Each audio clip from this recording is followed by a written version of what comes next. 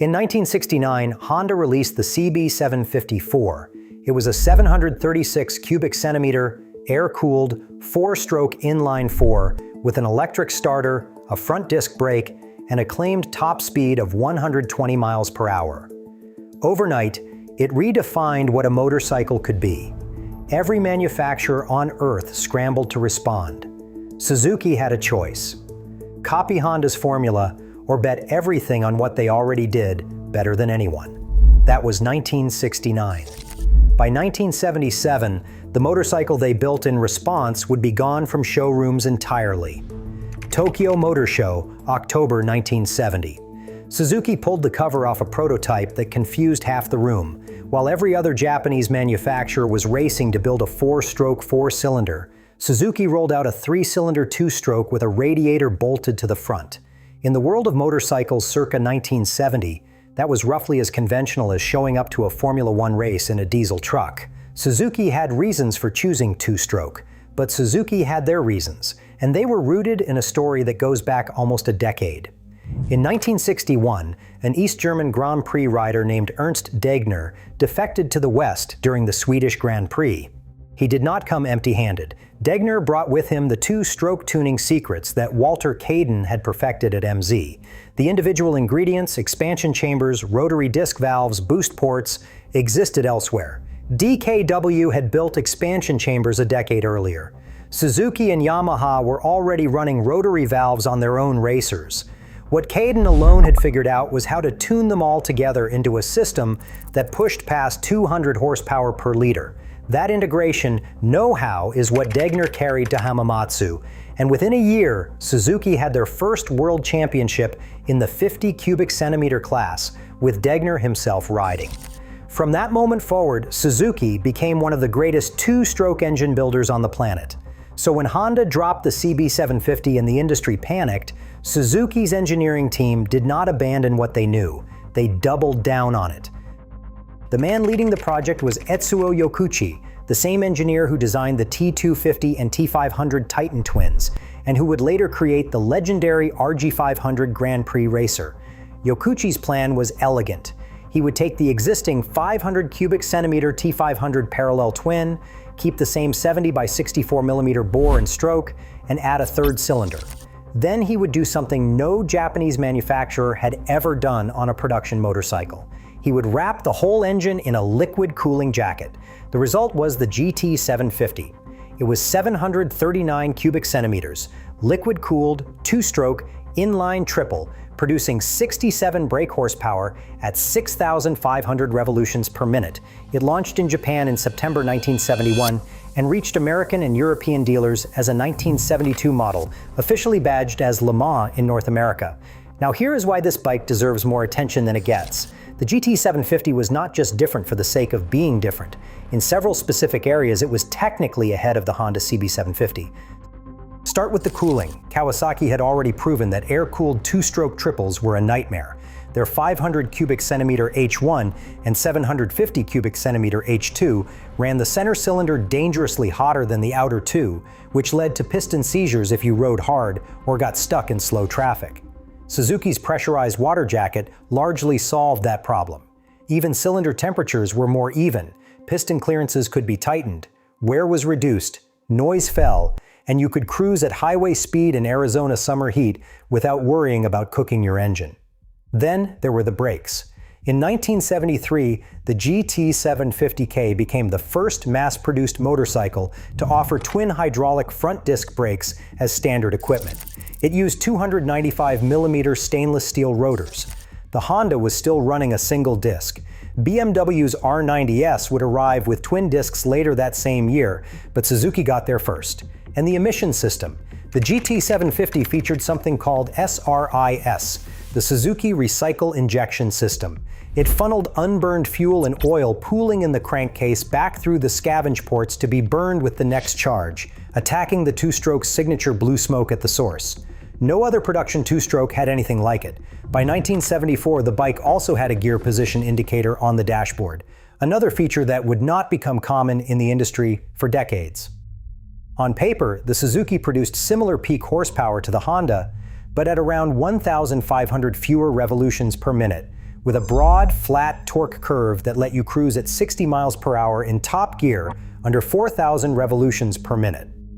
For a two-stroke, that kind of low-end flexibility was almost unheard of. Period testers called it the most refined two-stroke ever built. But the detail that really made this bike stand out was how quiet it was. The water jacket did not just cool the engine, it dampened mechanical noise so effectively that the GT750 purred where other two-strokes screamed. If you closed your eyes, you might mistake it for a four-stroke. Quiet. And Suzuki didn't stop at the engineering. They played mind games with the styling too. The GT750 has 3 cylinders but 4 exhaust pipes. The center cylinder's header splits into 2, so from behind the bike looks like a 4-cylinder machine. Pure cosmetic deception, and riders loved it. The factory paint options were equally wild: candy lavender, candy yellow ochre, candy jackal blue. This was the early 70s in full psychedelic swing, and Suzuki leaned all the way in. So with all of that going for it, the GT750 should have been a smash hit. And this is where the story gets complicated. The motorcycle press gave the GT750 warm reviews. Cycle News tested a 1973 model, praised its smoothness and reliability over 2,800 miles, noted fuel economy reaching around 50 miles per gallon under their test conditions, and raved about the torque. But they ended with what they admitted was a backhanded compliment, suggesting that a sports version would be very exciting. That word sports was the problem. The words the press didn't use were the ones that mattered in 1972 showrooms: quick, fast, rocket. The GT750 ran a high 13-second quarter mile and topped out around 110 miles per hour. Respectable, absolutely, but not the experience buyers were expecting from a 750 cubic centimeter two-stroke. Suzuki had positioned it as a Gran Turismo, a refined sport tourer. The problem was that the American market in 1972 wanted the fastest thing on the road. The Kawasaki H2 Mach 4 delivered raw, terrifying speed.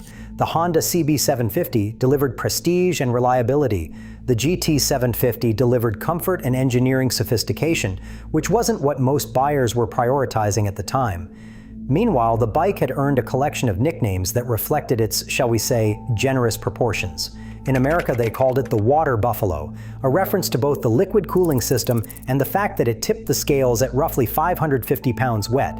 In Britain, riders made tongue-in-cheek jokes about the water-cooled engine and christened it the Kettle. The name stuck so hard that the UK Owners Club is still officially called the Kettle Club to this day. And in Australia, with characteristic efficiency, they just called it the Water Bottle. The official North American name was Le Mans. Nobody used it. Now, the road bike might have been misunderstood. But on the racetrack, the GT750's DNA proved exactly how much potential Suzuki's engineering held. The factory race version was called the TR750, internal designation XR11. The transformation from road bike to racer was dramatic. Where the road bike made 67 horsepower, the race-tuned TR750 produced approximately 115 horsepower on the dyno and could approach 180 miles per hour depending on gearing. At the 1972 Daytona 200, rider Jody Nicholas was clocked at over 170 miles per hour on the banking. In 1972, that was a staggering number. The man who made the TR750 famous was a young British rider named Barry Sheene. In 1973, Sheene won the inaugural FYM Formula 750 European Championship aboard the TR750, becoming the first and only non-Yamaha rider to ever take a Formula 750 title. He backed it up with the MCN Superbike Championship in both 1973 and 1974. But the TR750 had a problem the riders could not ignore. The heavy road-derived frame could not cope with 115 horsepower of two-stroke fury. The chassis flexed visibly at racing speeds, and riders even nicknamed the bike the Flexi Flyer. Only someone with the talent and bravery of Barry Sheene could win on the thing. And speaking of bravery, in March 1975, during practice at Daytona, Sheene's rear tire exploded at approximately 175 miles per hour on the high banking. The crash was captured on film by a Thames television crew, and it remains one of the most terrifying pieces of racing footage ever shot. Sheene broke his left thigh, right forearm, wrist, collarbone, and several ribs. He was back racing 7 weeks later. The crash footage made him a household name in Britain and turned the TR750 into the most infamous racing motorcycle of the decade. John Williams would give the TR750 its only Isle of Man TT victory in 1976, winning the classic TT at an average speed of 108 miles per hour. If you've been waiting for the part where the water buffalo conquers the world, this is where I have to disappoint you, because the forces that killed the GT750 had almost nothing to do with the motorcycle itself. In October 1973, the OPEC oil embargo hit, and fuel prices quadrupled practically overnight. Suddenly, every motorcycle buyer in America cared about fuel economy. And two-strokes, by the nature of how they burn fuel and oil together, are less thermally efficient than four-strokes. The GT750 could deliver as little as 21 miles per gallon during hard riding. In the middle of a fuel crisis, that was a tough sell. But the oil crisis was only one problem. Emissions regulations, specifically the U.S. Clean Air Act amendments, were tightening year after year. Two-strokes produce significantly more hydrocarbons and visible smoke than four-strokes. Even Suzuki's pioneering SRYS system could not change the fundamental chemistry. The regulatory writing was on the wall, and it was written in exhaust smoke. The cultural tide had shifted too. Two-strokes were increasingly seen as noisy, dirty, and wasteful. The irony was brutal. Riders associated two-strokes with lightness and simplicity. Small bikes, dirt bikes, buzzy little screamers. The GT750 weighed 550 pounds soaking wet and had a radiator. It contradicted every instinct buyers had about what a two-stroke was supposed to be. Even Kawasaki, the other Japanese manufacturer that had bet heavily on large displacement two-strokes, made the Z1 900 four-stroke their new flagship in 1973.